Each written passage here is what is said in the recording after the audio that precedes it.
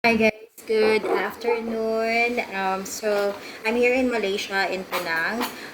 I'm here to work, of course. And ito po ngayon yung kakain ngayon pa lang po ako kakain. Ito na yung pinaka breakfast, lunch, at saka dinner ko na din. Itatry ko lang to kasi super nag-crave lang ako, nagutom. So akala ko hindi ako makakapag ng money kasi kahapon nagpunta po ako sa Western Union sa may Bukit Jumble na tinatawag nila. It's like meron din dong complex, parang ano siya, what do you call this, yung mall siya, complex. Tapos hindi ako nakapag-withdraw or I mean, hindi ako nakapag-cash out ng pera or nakapag-pick up kasi yung passport ko po is kinuha pa ng company, pero makukuha ko na rin siya. May nag-email na sa akin. So akala ko aabot siya ng 1 month kasi pinaprocess nga yung payroll namin. So may ginawa lang sila.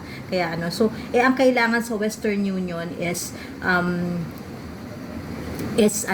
a passport. So yun, hindi sila pumayag na what do you call this, yung photocopy or scanned na copy ng passport. So itatry ko po ito. Okay?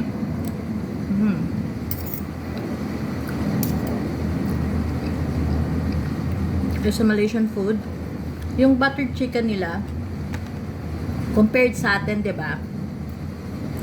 Yung buttered chicken natin is dry, 'di ba? Dry siya, hindi, wala siyang mga sauce. Although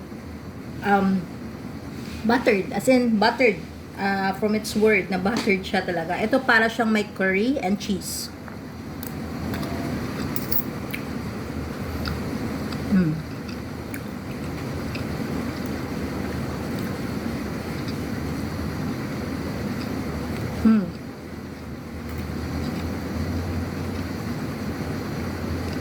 Sorry po kasi sobrang gutom ko.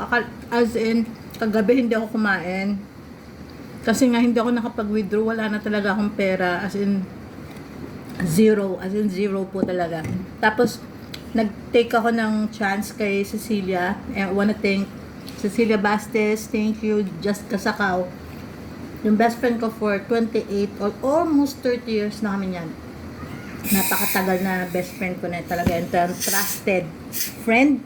At saka masasabi ko na siya, what you call this, yung bukod sa trusted talaga, dependable na kaibigan talaga siya. At saka hindi siya yung mareklamo. Actually, ako nga yung mareklamo. Sorry. Kasi pagka mainit, yung may something na like, I'm very transparent po. I'm very transparent. So, sorry. I like pag bad trip ako, pag ganyan, transparent po talaga ako. In return, yung mga kaibigan ko po na yun talagang kinikip ko yan at tinitreasure ko po talaga yung mga yan. So, ano ba? Ano po ba yung mga dito sa Malaysia? Una, kailangan pag pumunta ka dito, syempre, alamin mo yung mga rin nila sa supermarket po. Pag kunwari pumili kayo nag-grab kayo ng food or ng mga ganito like noodles, diba, ganyan, nag-grab kayo niyan, tapos kunwari naka-budget yung pera nyo, tapos ayaw nyo na, kunwari i-return nyo yan, ibabalik nyo dun sa shelf. Hindi po siya yung katulad sa Philippines na ayoko na yan so ipababalik mo sa hindi. So parang ganoon, parang in a sense na meron, syempre mahirap din, 'di ba? Kung sa dami ng tao nagsusupermarket, so ibabalik 'yun, tapos marami nagbabalikan ng mga items nila, kawawa din yung mga So parang it's a form of a discipline na rin kasi dapat alam mo kung magkano na yung mo. So ito po mga 2 mere 2.40 or 2 ringgit and 40 cents. Yan. Ang bali sa Philippines po, ang 1 peso or 1 Ringgit pala. Alright, so 1 ringgit now, I believe ang palitan na po is 13 pesos. Yun siya.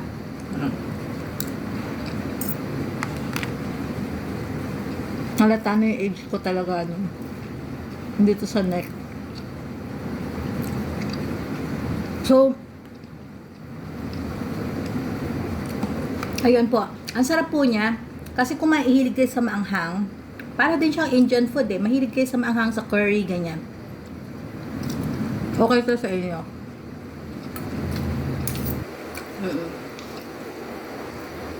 Dapat to sa inyo. I mean, good. Goods to sa inyo pag mahilig kayo sa maanghang.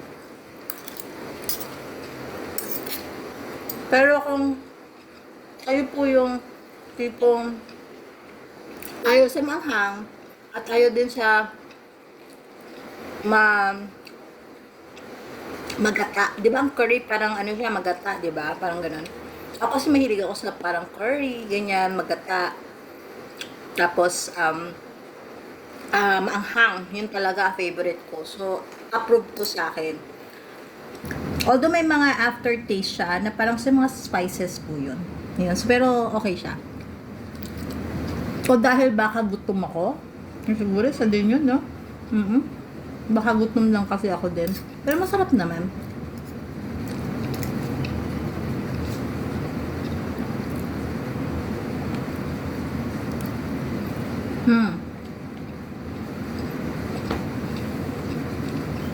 Sobrang. Ito palang na rice na to, parang busog ka na eh. So, sobrang dami po, oh. Ayan.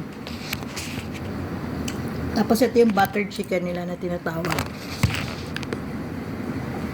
Yung mi goreng, mi goreng na parang ano, yung noodles yun po. Dapat to order din ako noon kasi say enough carbohydrates na to, kanin na to, di ba? Ah, sorry po ah.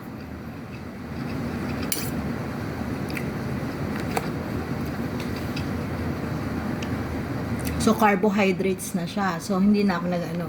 Sorry, I'm not allowed to speak, di ba? Sabi nga nila, don't speak when your mouth is full. Pero tayo, wala yan. Anyways,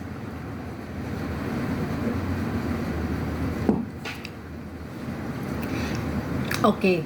So, okay na ako, ma. Okay na ako, Cecil. Thank you so much.